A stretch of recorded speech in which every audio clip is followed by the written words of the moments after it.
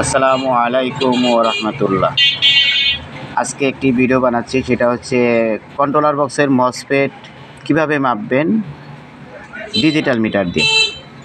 এটা আমি আজকে ছোট্ট একটা ভিডিও বানাবো। যে ভাইরা জানেন সে ভাইরা তো জানেনই, আর যে ভাই না জানেন ডিজিটাল মিটার দিয়ে, যে এটা ডিজিটাল মিটার দিয়ে কীভাবে মাপতে হয়, তো এই জিনিসটা আমি আজকে আমার ছোট্ট একটা ভিডিওতে আমি দেব।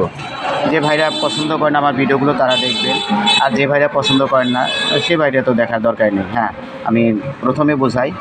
ডিজিটাল মিটারটা প্রথমে আপনার নবটা বার্জার পয়েন্ট আনতে হবে। দেখুন এখানে বার্জার পয়েন্ট আছে, নিচে করে দেখাও, এখানে বার্জার পয়েন্ট আছে।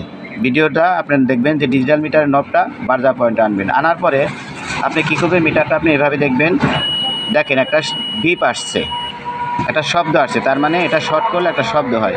এই বার্জার পয়েন্ট আনবেন। আনার পরে দেখুন আমার এখানে অনেকগুলো মসফেট আছে, তো আমি এখান থেকে আপনাদের জন্য জাস্ট 3টা মসফেটই বেছে নিচ্ছি।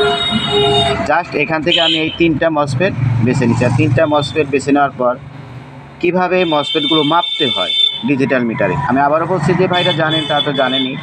আর আমি যেহেতু ছোট্ট ভিডিও করি 4 থেকে 4.5 মিনিট 5 মিনিট, এই ভিডিওটা যারা 5 মিনিট দেখার মতো সময় আছে তারা এই ভিডিওটা দেখে শিখবেন।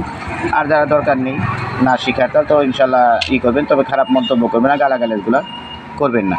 আমি দেখুন এখানে আমি একটা মসফেটটা আমি নিলাম। দেখুন আমি প্রথমে বলছি এখানে বার্জার পয়েন্টে রাখার পরে এটা ধরার পর দেখুন একটা বিপ আসছে।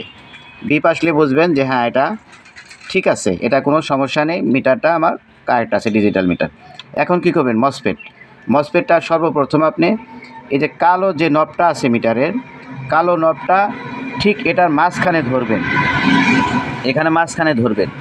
দেখুন কালো নবটা আমি এটার মাঝখানে ধরছি।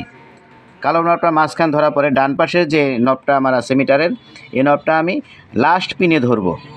দেখুন আমি লাস্ট পিনে ধরছি, আবারও দেখুন খেয়াল করে, আমি লাস্ট পিনে ধরছি। আমার মিটারে 484 পয়েন্ট দেখাচ্ছে। আমার মিটারে কি হচ্ছে, 484 পয়েন্ট আমার মিটারকে দেখাচ্ছে। এখন এই পরিমাণ যদি পয়েন্ট আপনাকে দেখায়, হ্যাঁ এটা এই মসফেটটা আপনার চলবে। এই মসফেটটা আপনি যে কোনো কন্ট্রোলার বক্সে ফিট করতে পারবেন ইনশাআল্লাহ, কোনো সমস্যা হবে না। আমি যদি আরেকটা মসফেট নেই, এই মসফেটটা মনে করেন যে নিলাম, এই মসফেটটা ঠিক একই রকম দেখবেন। এই মসফেটটাও ঠিক আমি কি করব, কালো নব যেটা আছে আমার মিটারের সেটা আমি এখানে ধরবো। আপনি যদি বলেন যে না ভাই আমি এখানে ধরবো না, আপনি ঠিক এই মাঝখানে ধরবেন এটার, হ্যাঁ মাঝখানে ধরতে পারেন। এটা আমি মাঝখানে ধরে দেখাচ্ছি, মাঝখানে ধরলাম। এবং লাল যে প্রুফটা আছে আমার ডিজিটাল মিটারের, ঠিক লাল প্রুফটা আমি ডান পাশে ধরবো।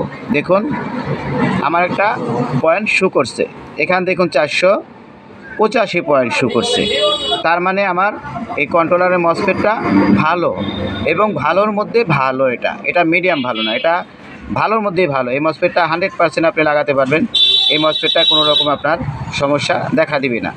ঠিক যখন আপনি মসফেটটা ধরবেন, ঠিক এইভাবেই কালোটা আপনি যদি এখানে রাখেন তাহলেও হবে। দেখুন, আর যদি বলেন যে না কালোটা আমি এখানে না, হাত এখান দিয়ে আপনি মাঝখানে রাখবেন, মিডলে এখানে দিবেন লাল প্রুফটা।